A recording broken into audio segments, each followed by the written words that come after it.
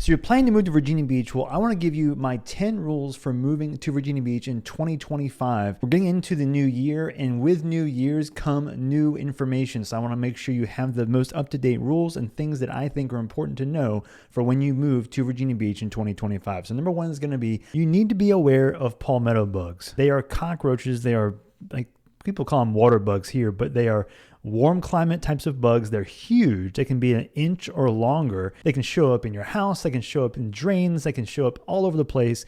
And you could think, well, I should just clean my house and make sure it's more clean, and then you won't see any bugs. Well, the reality is that I've seen friends of mine, I've gone to houses, I've gone all over the place, including my own house, clean house, but you'll still find them coming into the house. So I would say that between like springtime into the warm months of the summertime into the early fall, do not be surprised to see these bugs crawling around. I talked to a lot of people that move to the area that are shocked by these things. They think, well, there's a problem with my house. Why is there's infestation of cockroaches in my house? They are more of a southern climate type of bug, so you do see them pretty frequently, especially after it rains. I see them more crawling around at that point, and also when it gets warmer. So the rule is, don't be afraid of them, and know that if you see them, it does not mean your house is infested with these cockroaches. But if you do have any experience with how to get rid of these permanently, please let me know, because I think if you did, that would be a huge breakthrough in this area. Now that takes us to rule number 2, which is, don't assume that when you move here, you can change schools once you do. Now, I've talked to a lot of people recently that have thought, hey, I'll just buy a house, move to the area, and then even though I'm in a specific school district, I can ask to be moved, and I can do that. It is very unlikely for that to be successful. I've talked to the Virginia Beach school system and talked about this specific thing, and it is very uncommon for people to be able to switch schools.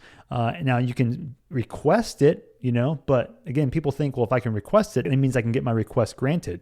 Not necessarily the case at all. And so the conditions are very, very hard to meet to be able to do that. So if you do move to the area and you want a specific school district, you need to be targeting that district within the confines of wherever the houses are that are in that school district. Don't assume you can just change schools. So that leads me to number 3, which is, don't fixate just on Virginia Beach. I know a lot of people, when you're moving to Virginia Beach, the Virginia Beach city is often the most popular one for several reasons, but some of it's just name value. There's a brand associated with Virginia Beach. Virginia Beach is next to a lot of other cities. And I'm going to show you on the map where Virginia Beach is. So you see here on the map, this is the, let's call it the 757, the 7 cities, the south side of Hampton Roads here, and the peninsula of Hampton Roads up here, also called Hampton Roads. Virginia Beach is right here. Well, it's a big city on the eastern side of the south side of Hampton Roads, but next to it is Norfolk and also Chesapeake. There's 2 main cities that connect to Virginia Beach. The line between cities, like, it's right there. You drive across and you might not even know that you drove across from one city to the next. Then next to that is Portsmouth and Suffolk, all around next to that. So you've got 5 cities on the south side. My point is to say that this entire area and this entire region is pretty big, but it has different cities and counties in it. But remember, the Virginia Beach city is one city here, but there are other cities that you can get to the beach from relatively easily, or a little extra drive. It has some of the similar amenities, maybe less of them, but some places have some similar amenities. Country areas like in Virginia Beach, suburban areas like in Virginia Beach. You don't have to go just to Virginia Beach and say, well, if I can't find what I want in Virginia Beach, then it's not even worth moving. There are other places that you can even get cheaper houses compared with Virginia Beach, Chesapeake, Norfolk, Suffolk, for example. The next is, be confident in your jet noise tolerance. So Virginia Beach has the Oceana Naval Air Station on the eastern side of Virginia Beach. Right here, it is big, and there are a lot of jets that fly all around the Naval Air Station. And so around there are tons of neighborhoods that you will hear the jets fly, and the closer you get to the base, you will hear more of it.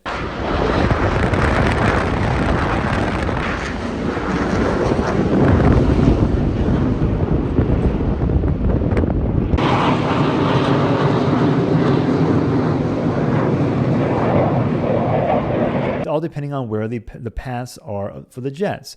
And so there is a map called the Jet Noise Zone Map, AICUZ, AICUZ.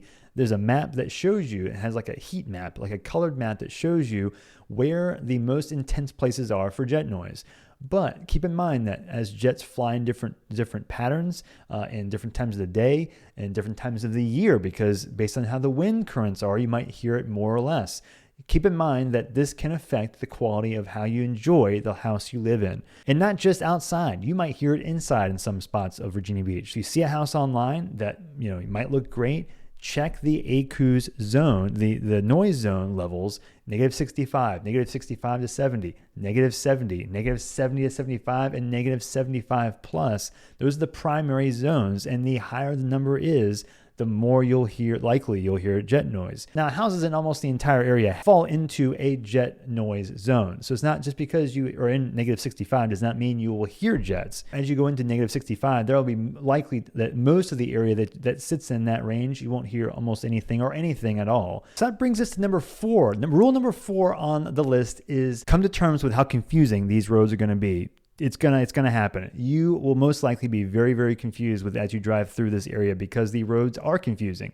Number 1 is the interstate systems are confusing because look at 64. Interstate 64 is a horseshoe, right? Well, you've got Interstate 64 east and west. Well, Interstate 64 east goes south.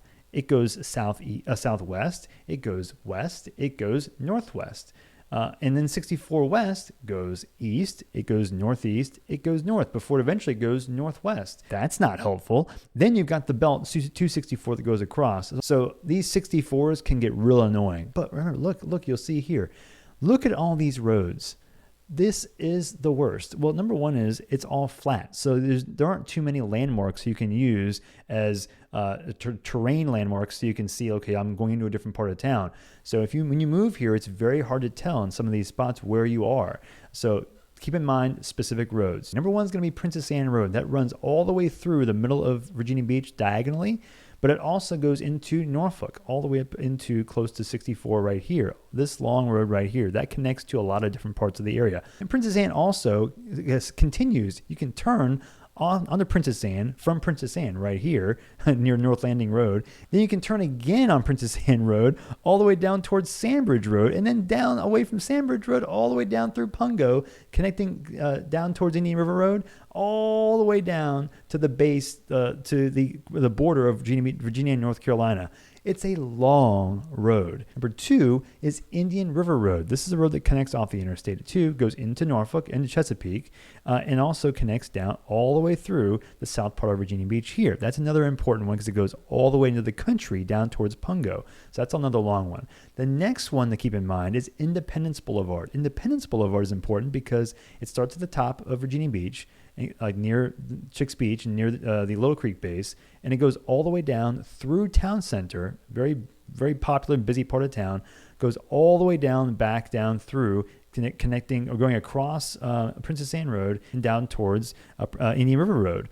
So this is another long one that goes right through the middle of Virginia Beach. Some other ones that are important are North Great Neck Road and First Colonial Road, which are the kind of like a wishbone through Great Neck. A couple others to keep in mind down the east side, General Booth Boulevard, which connects towards the beach and all down through close to Princess Anne as well. And also Holland Road, which is one that parallels Princess Anne Road. And then one more is Lynn Haven Parkway, which is one that connects down towards Lynn Haven Mall, all the way through Lynn Haven near Little Neck and Great Neck down towards the interstate, and keeps on going all the way down towards through Princess Anne, all the way through Indian River Road, all the way down towards into Greenbrier, which it stops at Greenbrier and turns into Volvo Parkway right here. But the thing to note is that there are so many roads that come off of these roads and other major roads that make it even more confusing. There are places in Virginia Beach that I've been here my whole life and I still get lost. And it's like this Bermuda Triangle for me, and not just me, it's a lot of people.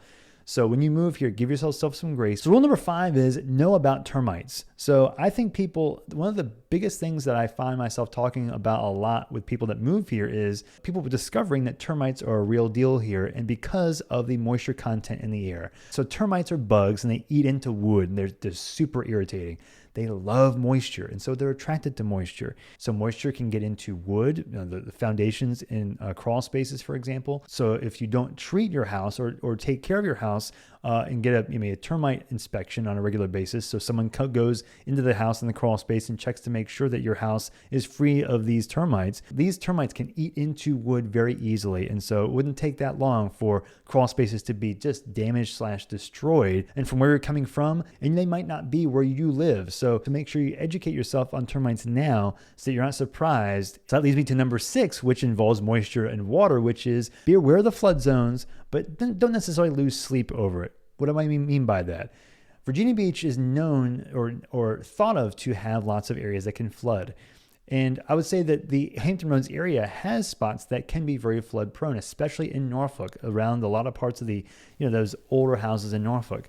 But Virginia Beach itself, there are spots, localized spots that have been hit hard by flooding, hurricanes in the past or tropical systems in the past. But a lot of Virginia Beach is either set up off of sea level, for example, or just aren't in places that really collect a lot of water. So you will have spots like near the beach. You'll find a few spots that have some issues with flooding where you might need some flood insurance. And there are other localized places like Pungo can get out a lot with the water coming off of the bay. And also places like in the central part, like Windsor Woods and Princess Anne Plaza, there are some spots near here that got hit hard by Hurricane Matthew in 2016, I think, or 17.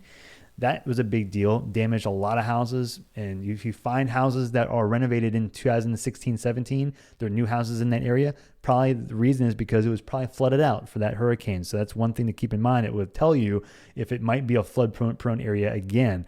But they're doing a lot of things to help to rectify these types of flooding issues in those areas. So turning a golf course into a natural area and some park area. But there are other localized spots. So it's not that they don't exist, but just don't be so fixated on the fact that if you're in Virginia Beach, how do I deal with flooding? It might not be as big of a deal as you might think, depending on where you move to. So that leads me to number 7, which is when you do plan to move here, budget before you buy. This is important because depending on the type of house that you want and the area that you want to move to will drastically affect how competitive the house that you might want is going to be when you try and buy it. There are places like in Portsmouth. The demand isn't as high in Portsmouth for houses. Norfolk can be hit and miss. Chesapeake, often a bit higher in demand. Virginia Beach, as a general rule, is going to be probably the most in demand. Part of it's going to be because of school district or because of the name of Virginia Beach.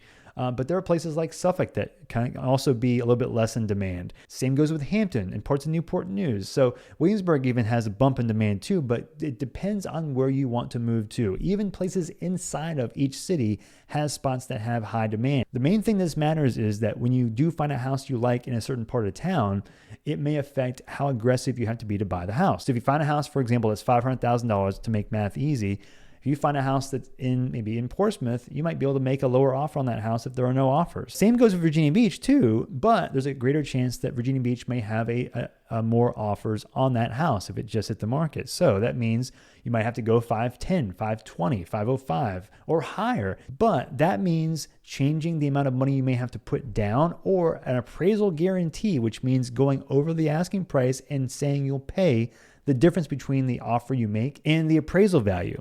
That means an additional out-of-pocket expense that you might not have accounted for.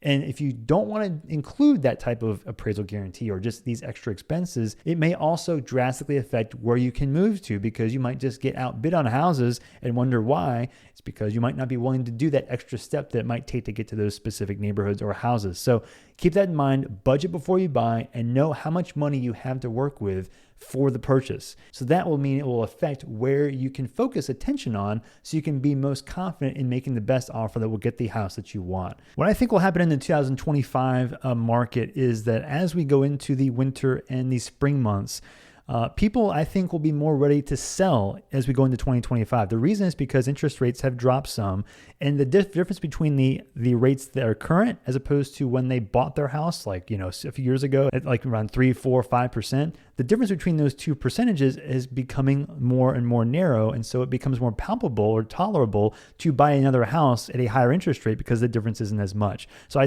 could see more people listing houses in 2025, which would then increase supply, which could influence the supply-demand curve, which would mean potentially more of a balanced market. But now, if you do buy a house in Virginia Beach specifically, and you're in specific school districts, be ready for competition in these spring months, period. And the reason is because people often time their moves, especially in the areas that they're looking for a specific school district. They time them at the end of a school year, and then to move after that school year into the next season, they can go register with the new school. So you find that in the springtime and early summertime, you'll find those areas with the highest demand school district to be most competitive. And so if you do want one of those districts, be ready for that competition. So that leads me to number 8, which is expand your school preference. What does that mean? Okay, well, people that move from other states and countries, they will look online, niche.com, greatschools.org. They will look for places that have the, quote, highest ranked schools. But highest rank can mean different things to different schools and different people, right? And so you might talk to someone that is in a 4 out of 10 or 6 out of 10 or whatever, and they say, well, I love my school. I love this school, this middle school or whatever. I thought it was great. You talk to someone else and they say, well, the 9 out of 10, they didn't like it at all. So my point is that don't just go off of the school rankings, but also keep in mind that there are some great schools that aren't necessarily on the highest ranks you'll see online. So just do some more research, check online, check maybe even Reddit or Facebook groups or people that are here locally, and get information from people that may have gone to those schools or people that have kids that have gone to those schools, is a better way of saying it. So you can get good perspective from the people that are actually there, not just from the rankings online. So check, again, Facebook groups are really helpful. Other places where people can come together and talk and give feedback are very important. Or if you do go online and look at Niche or Great Schools or some other school rating system, read the reviews and see what the common themes are of those reviews, positive or negative, so you really know why some people may have rated those schools a certain number or higher or lower. Because again, it might change based on the school, because you might find some diamonds in the rough houses in places that you might not have focused on because the school district wasn't ranked at a certain number or a certain grade level that you may have wanted or expected, because you really are just like, hey, I just want this type of school. Because Virginia Beach is branded as having some great schools, same with Chesapeake, that can mean that other schools can get kind of forgotten about, some really good schools. So it could be elementary schools, middle schools, and high schools. Now, rule number 9 is don't trust the pictures you see on real estate listings. So as we go up in price ranges and as the market has increased, the real estate market has increased, it is even more important to be focused on getting the most value for your money. But when you're coming from a different part of the country or a different part of the world, you're going to be looking online at houses a lot. And when you look online for houses, the first place you look, Zillow or other places like it, Realtor.com, Trulia, Redfin, all those types of places, they all have, of course, pictures and 3D tours and all these things to make houses that you're looking at look at their best. You're basically going through a dating site for houses. Since prices are increasing and increasing, it's even more important to notice that the differences in price ranges can change drastically, and the pictures that you see online doesn't always give a good indication of what type of neighborhood or what type of house that you're looking at. So if you see a house that's $600,000, you might be near an area that you may not like, but at the same time, those pictures, the photographers right now are so good. They will make a house look pristine and perfect. But as you go into the house, you'll see that maybe the paint is chipping out. You need new paint, new flooring. It smells weird. The windows, the HVAC needs to be replaced. The roof, all these things that the pictures don't indicate, and they're not going to try and go out of their way to identify them either. They're trying to make the houses look as good as possible. It doesn't mean that every house you see is actually going to look worse in person, but you definitely have to be careful. That leads me to number 10, rule number 10, which is to me the most important one, which is come before you move. I've talked to too many people that have regretted moving to the area because they didn't come here before they made the decision. It's not that I don't like it here. I love it here, but it's not for everybody. I have a lot of enthusiasm for Virginia Beach and the Hampton Roads area. That can come across as, oh my gosh, I need to move there too. I think it would be great for a lot of people, but it's not for everybody. So take what I say and also then use that and then come here and experience it. So then you can use my videos as in conjunction with what you see in person to kind of get a real exact feel of what you feel like this area is like. I can help you accelerate and get you to the point to where you can get here and get acclimated real fast. But for you specifically, your personal enjoyment and what you feel like you want in an area is most found by coming here in person. I've talked to people that have regretted coming here and they did not come to make it like a reconnaissance trip or just get a good vibe in person before making that decision. Now, I know some people can't make that decision with it before they come because they're getting stationed here, or there's a job that is requiring them to come, or family or something along those lines. But if you have any choice, make sure you come first. And if you do that, let me know, because I can then give you a plan of action. Because like I mentioned, the roads are confusing. There's so many roads. It can just lead to you driving all over the place and not have any idea of what you just did. So I can help you get organized in, like, if it's a 2-day trip or a 5-day trip or whatever, help you get organized so when you get here, you can see different spots, specific places that are most catered to what you like and don't like, so that you can get a vibe of what is actually here, personalized for you. So I can do that for you. I can help you, but make sure you make a plan for that trip before you make the final decision to move here and buy a specific house. So if you have any other questions about relocating to Virginia Beach or through Williamsburg, all of Hampton Roads, let me know. It's what I do. I love helping people relocate to the area. So if you have any questions, I have my contact information in the description. You can call me, email me, text me, and I'll do whatever I can to help you relocate to the area. And I will see you on the next video.